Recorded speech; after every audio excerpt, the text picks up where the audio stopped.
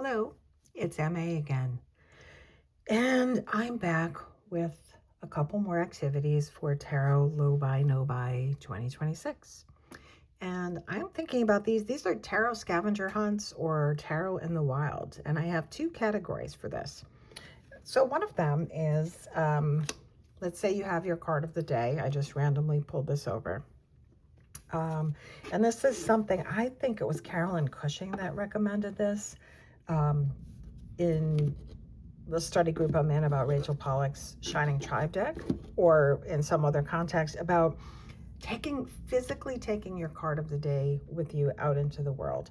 Now, if you're using obviously like a precious deck to be very cautious, or maybe you could make like a little copy to carry it on your person, keep it on your body, and also take it out periodically, just to have it with you through the day. Another option, which is great, is to just take a picture, put it as the cover screen on your phone for the day so that it keep popping up in your face. And then the point of that is to see where it shows up, and not just shows up as in the card meaning, but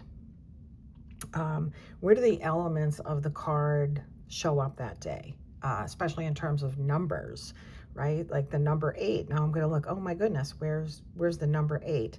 And this can even happen for you if you're in your home, if you're not out and about in the world that day, or maybe you don't have the ability to for some reason. You could be watching a TV show or a movie. Maybe someone's using a hammer. Maybe the neighbor across the street is getting their roof replaced and the workers are out there. Maybe there's a table set and there's a lot of plates.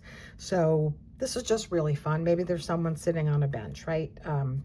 All these things that we can do just to kind of keep the card in our mind, and also building associations, and honestly, just having a really good time. So that's one thing. And the other thing kind of crosses over into, I guess, kind of a little bit into deck creating, but we're not getting into that as deck creating as like a finished product. I'm going to call this art history scavenger hunt. And there's a few ways we can do this. Now, I know there's a lot of really great like decks out there using existing art from various artists or from art history. Some of them are collage decks. Some of them are just straight, depictions of the art reuse. I'm thinking of the Hieronymus Bosch tarot. Some of the Los Scarabaeos that are in the style of the Nicoletta Ciccoli deck. I think it might be fun. What if you have this card and you're just going to go see what you can find out in art that reminds you of it? Or you can do this looking at art and seeing which card it reminds you of. So I have 3 levels of accessibility to do this. One is if you are able to physically go to a museum.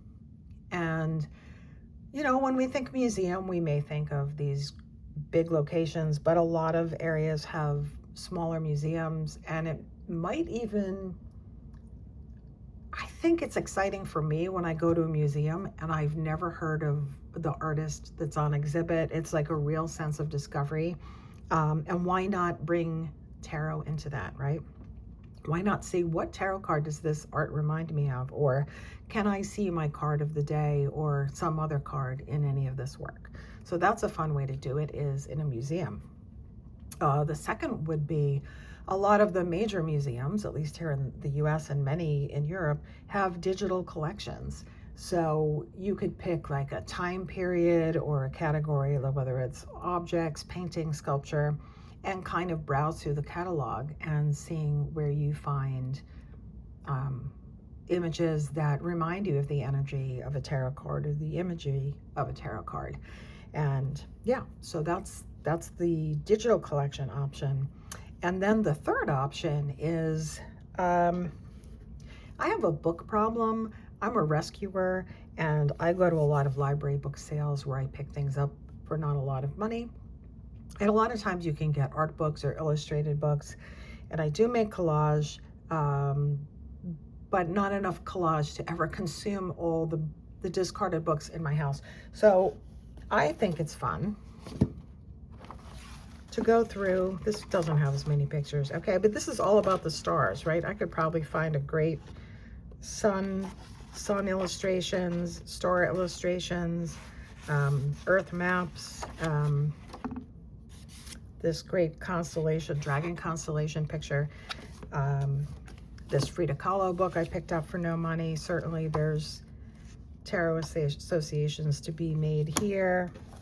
This was a David Attenborough Living Planet book, so in the landscapes in the natural world.